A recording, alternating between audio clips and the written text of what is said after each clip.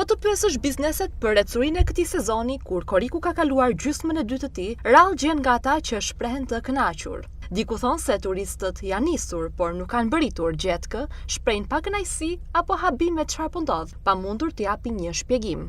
Po kështu rrallë qëllon të dëgjosh arsye që shohin brenda vetes, në defektet e tyre menaxheriale të promocionit apo në mungesën e ofertës më të mirë, me çmime më tërheqëse. Orestkovi vëren se kanë ardhur turist që i shet të shëtisin me gota plastike në duar, ose që i nashkalojnë hotelet, pasi akomodohen në shtëpitë e blera të miqve të vet në Sarandë. Sezoni turistik tani ka ardhur shumë të rinj.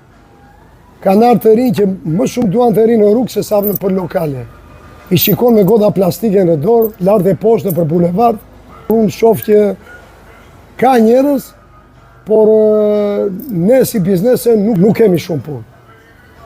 Edhe puna fillon shumë pas orës 9-10 të natës, edhe shumë pak njerëz. Shumica ankohet. Shumica është një problem. Janë turista që nuk janë shumë cilësor. Shëtitoria është plot, po shëtitoria ka dhe njerëz që japi çelsa njëri tjetrit nga Evropa që kanë blerë shpira këtu. Edhe rinë për shtëpitë e miqve të tyre, gatuajnë atje, dalin një xhiro, hani akullore rrugës dhe hajde, miru pafshim, kjo është. Neve që rimë këtu të bëjmë ato lekët që na duhen për timër, e për të paguar taksat. Edi Mejdi është një operator i gujda vetare me skafe. Dobësinë e sezonit ai eshe sidomos në mungesën e plazheve publike, përjashtuar qytetin e Sarandës. Ne nuk e shikojmë veten tonë me syrin e turistit, shpreh Edi, duke treguar se një turisti i shkon më mirë e më lirë të udhëtojë me skaf, sesa të marrë goditjet e çmimeve për një çadër në Ksami Lexhetkë. Shumica në Sarandë bëjnë plazhin vetëm një ditë.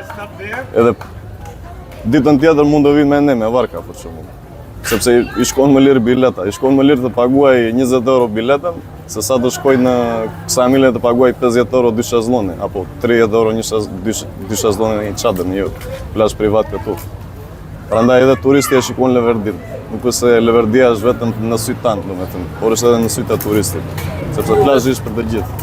Sipas tij, mungesa ofertës miqësore në plazhe bën që deti tu mohohet edhe vendasve, ndërsa turistët udhëtojnë drejt plazheve të Rivierës, si Bunetsi e të tjerë, për të gjetur diçka publike. Mendimi im është që e gjitha është tek plazhet. Plazhet duhen liruar sa më shpejt, duhen bërë publike, sepse po të shikosh vetëm plazhet e shëtitores janë publike. Nuk ofrojmë në një plazh publik, domethënë që çdo vend do shkosh edhe do paguash, edhe vetë sarandiotët ku do shkojnë edhe paguajnë, shezllojnë që është diçka që për mendimin tim është nuk duhet bërë.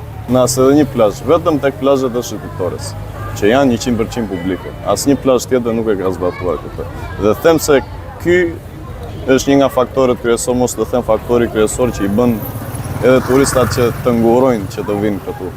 Edhe shumica marrin makinat dhe shkojnë në vendet jashtë Sarandë për shembull, në vendet e Rivierës, të Vlorës për shembull, në Bunec, në Lukov, ku mund të gjinojë diçka publike. Ndërsa Ilosha Sulaj është ndër ata hotelierë që përpara se të jetë i pakënaqur me rezervimet, shikon se çfarë i ka mbetur për të përmirësuar më tej, duke dëgjuar zërin e turistit dhe duke mos neglizhuar asnjë nga review-t e lëna prej tyre me shkrim, përfshi edhe miqt. Ai tregon se ecën me parimin që turisti ka gjithmonë të drejtë. Hoteleria, për çaj përket luksit, luksi është i pafund. Vjet kisha një mik nga Vlora, hotelier, dhe i thash, ka çudit një mik nga Italia. Unë në çdo mëngjes me fjalë pim dhe një gotë raki, rrim bashkë. Kurse në tavolinën tjetër, e shoqja shkruante në booking. Mëngjesi shumë i varfër. Më thonë fëmijët me fjalë, çfarë shoku e ke atë? Ti han dhe pin me atë, kurse gruaja vet shkruan me fjalë. Dhe këtë po ja them këtij mikut nga Vlora. Tha, Aljosa, po sa asortimente ke, sa ashtu? Kam thash 15.